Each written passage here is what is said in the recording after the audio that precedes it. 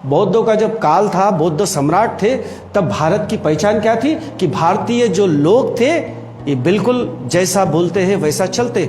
लेकिन वर्तमान युग में भारतीयों की क्या पहचान है?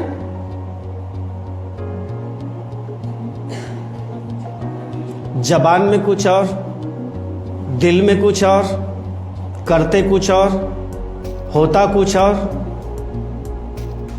आज के हमारे मुख्य मार्गदर्शक बल्कि मतलब जी को आज वर्तमान के मार्गदर्शक कहना चाहूँगी, क्योंकि हम भूत और भविष्य में नहीं जी रहे बल्कि वर्तमान में जी रहे हैं। और आज के हमारे वर्तमान के जो मार्गदर्शक है पूज्य नमस्कार पंडित जी, इनको मैं संदेशना देने के लिए आमंत्रित करती हूँ। आएंगे महाकारुणिक तथागत सम्यक संबुद्ध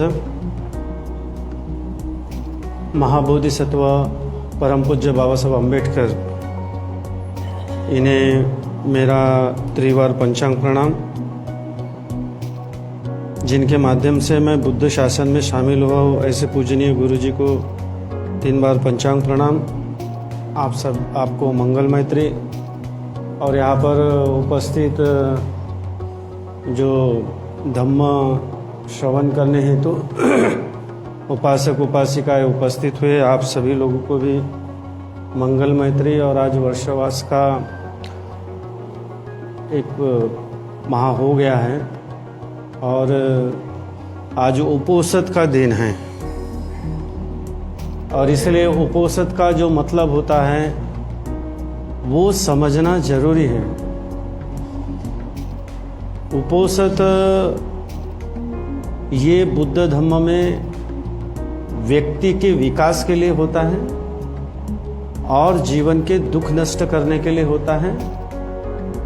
और उपासिकाएं उपोषद के व्रत को पालन करते हैं, आचरण करते हैं।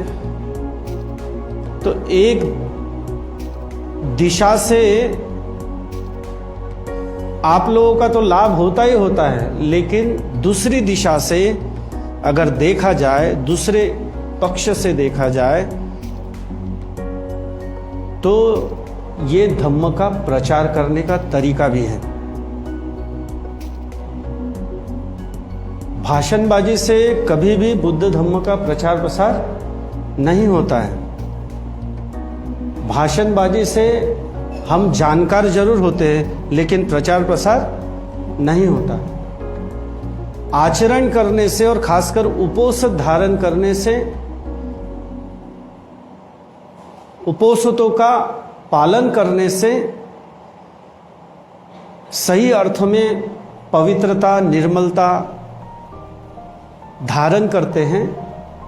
और जब आप पवित्र निर्मल हो चुके होते हैं तो आपका जो वलय है, आपका जो आभा मंडल है, आपकी जो ऊर्जा है, ये ऊर्जा एकदम निसर्ग से जुड़ जाती है। हम लोग जितने भी पृथ्वी पर मनुष्य है, मनुष्य ही नहीं, जितने भी पेड़ पौधे पशु पंछी, सारे लोग निसर्ग का हिस्सा है।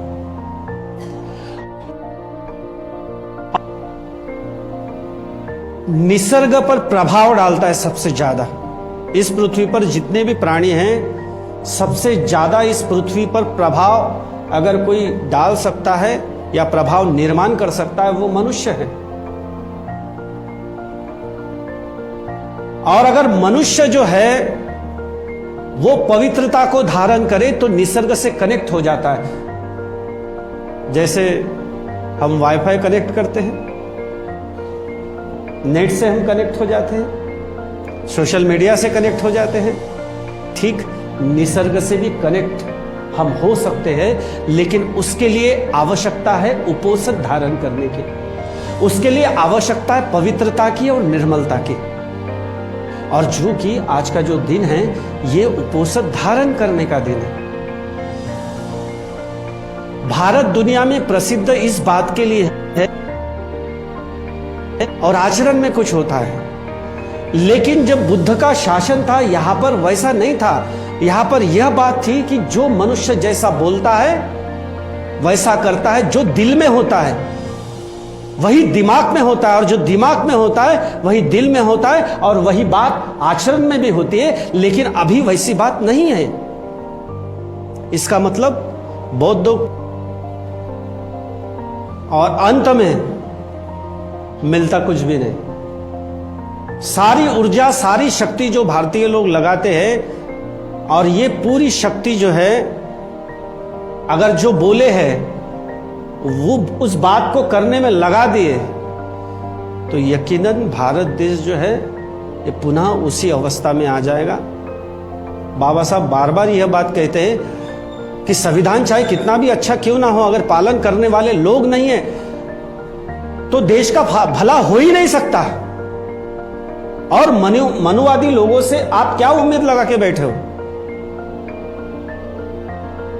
जो विचारधारा, गुलामी की विचारधारा को स्थापित करने के लिए 5,000 करोड़ रुपया साल का खर्चा करते हैं। कितने? साल का 5,000 करोड़ रुपया गुलामी की व्यवस्था कायम करने के लिए करते हैं। और स्वतंत्रता, समता, बंधुत्व, न्याय, जैसा बोले वैसा चाले वाला समाज निर्माण करने के लिए कितना धन खर्चा होता है।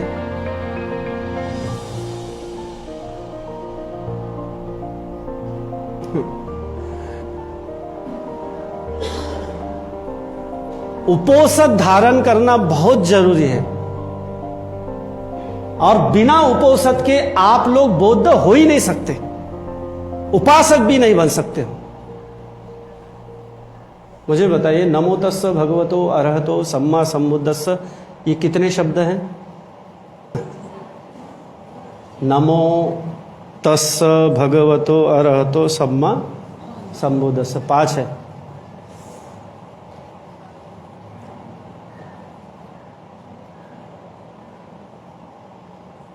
तो इसका मतलब क्या होता है? और ये शब्द पहली बार कब बोला गया? आप लोग बुद्धिस्ट लोग हैं, आप लोगों को पता होना चाहिए पहली बार कब बोला गया।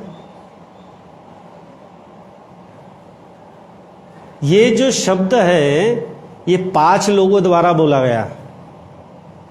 अलग अलग क्षेत्र के राजा थे, अलग अलग क्षेत्र के सत्पुरुष थे। ये सत्पुरुष यानी शीलों को पालन करने वाले लोग, या दानी लोग, या मानवता पर विश्वास करने वाले लोगों के द्वारा ये 5 शब्द बोले गए।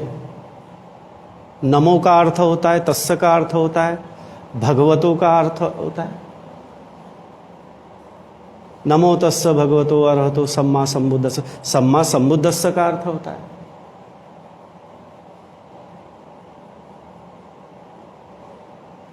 पांच अलग अलग लोगों द्वारा बोला गया। नमो ये शब्द जो है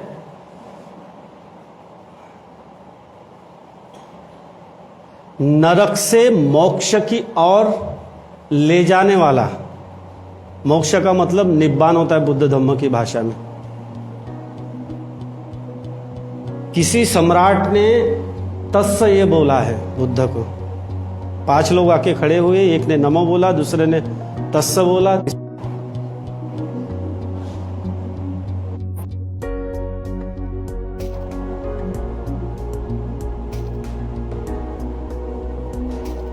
ये 5 लोगों द्वारा बोला गया। फिर शिविर में इसके बारे में डिटेल में एक एक शब्द का मीनिंग हम बताएंगे, लेकिन अभी उतना वक्त नहीं है, समय की नजाकत है।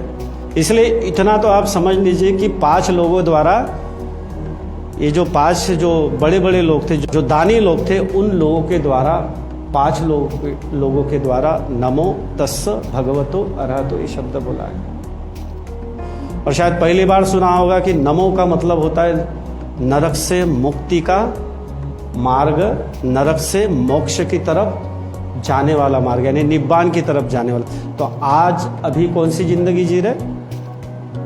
करते कुछ है, होता कुछ है, दिखता कुछ है। जबान में मार भंतु जी के सामने आते हैं, ऐसे झुकते हैं कि इनके समान कोई उपासिका नहीं, उपासक नहीं। और जैसे ही भंती जी की पीठ दिख गई, हाका सांगते।